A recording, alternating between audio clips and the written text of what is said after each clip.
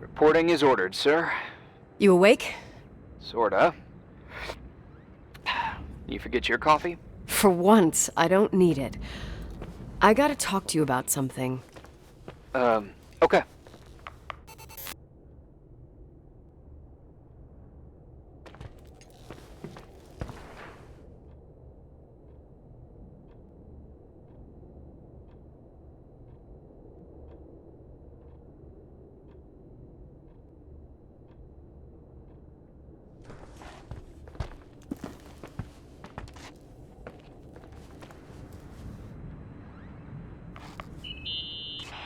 Here I am.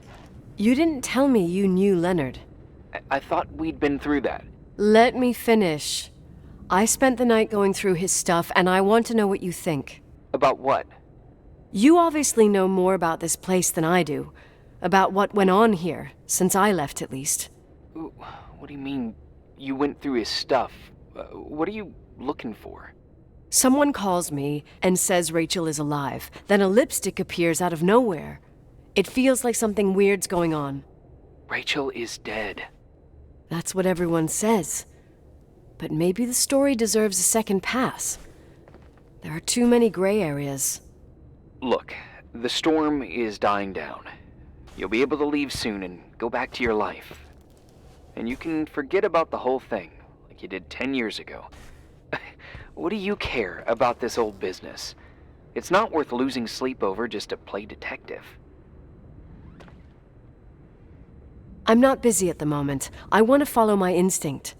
Haven't done it in so long, and it feels like things don't add up here. Okay, let me hear what you're thinking. If there's one thing Leonard taught me, it's that you gotta listen to what's buzzing in your head. First, it might just be a confusing noise, but if you connect the dots, then it starts making sense. And right now, I've got a beehive in my head. All right, let's go hunt some bees then.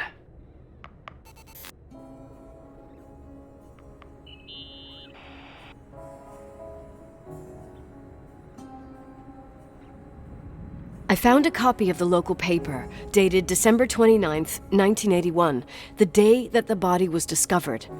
According to the forensics report, Rachel had been dead for days. She was 9 weeks pregnant. Yeah, that was the official version.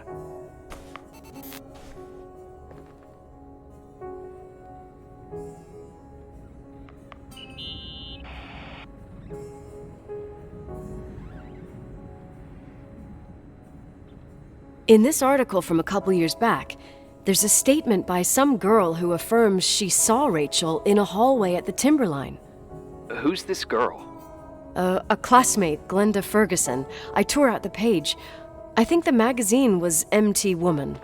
Nicole, that's a gossip magazine. They would sell their mother, even their cousins and nephews, just for a bunch of new readers.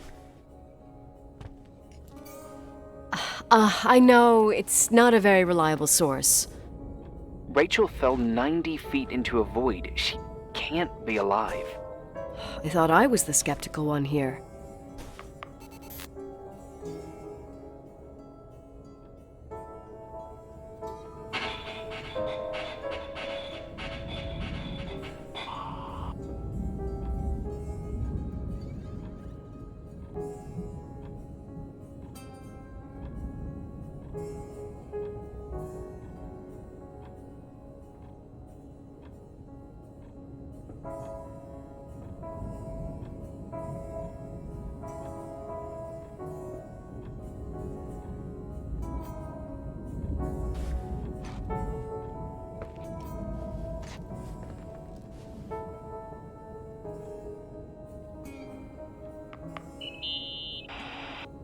So, listen to this. Graphologists doubt the authenticity of the suicide note left by the girl. Who said that? An investigative journalist. The article came out a year after her death. You think it's a setup? Perhaps. Okay, well, I'll hear you out.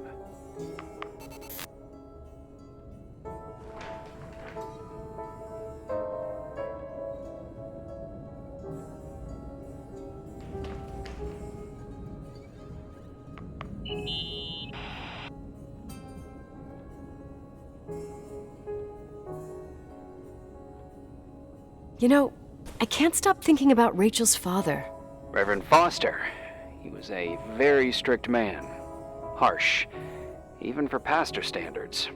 He and Leonard spent hours debating the nature of reality, the universe, and God. Well, opposites often attract. Do you ever see him? Rarely. He gives a service once in a while. Priests always made me nervous. Them and their invisible boss. His daughter's death destroyed his ego. His faith made him even more cynical and lonely than he already was. I can remember him demanding total perfection from Rachel. That was insane. You don't think he could have harmed his daughter? Hey, no. But even Reverend Foster is a player we shouldn't underestimate in this story. Just saying. Right.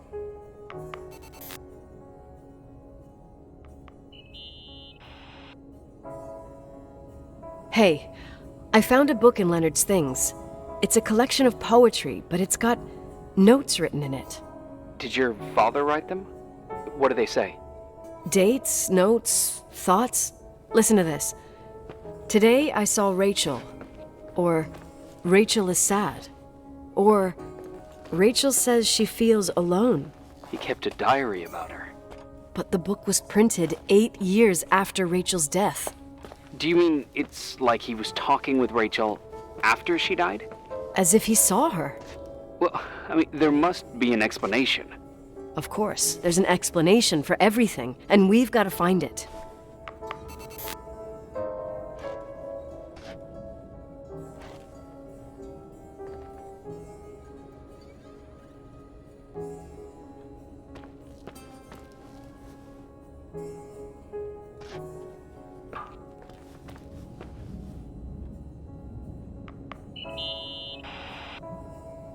Remember the lipstick I found downstairs? Yep, you made a big deal about it. It doesn't smell. Should it? After they've been open for a while, lipsticks smell really bad. Maybe there's been other women. I mean... From what I gather, Leonard was a sort of recluse. And don't forget, the lipstick is really old. Could the cold have preserved? Possibly. Anything else? Okay, I'd say that's enough. Yeah, that's enough for tonight. Today, or what the hell time is it? You think there's a lot to dig up in this old story? You'll have to get out of this phone thing and drag me into town. You don't need my approval. Good job. You're getting the hang of it. But sometimes it's better to leave the skeletons in the closet. Once they come out, you never know what they'll have to say. It's a risk I already considered. I can handle it. Hard-headed like your father. Trust me, at least on this one thing. Go to bed. You need it. Agent Crawford, this bit of advice. I'll follow it to the T.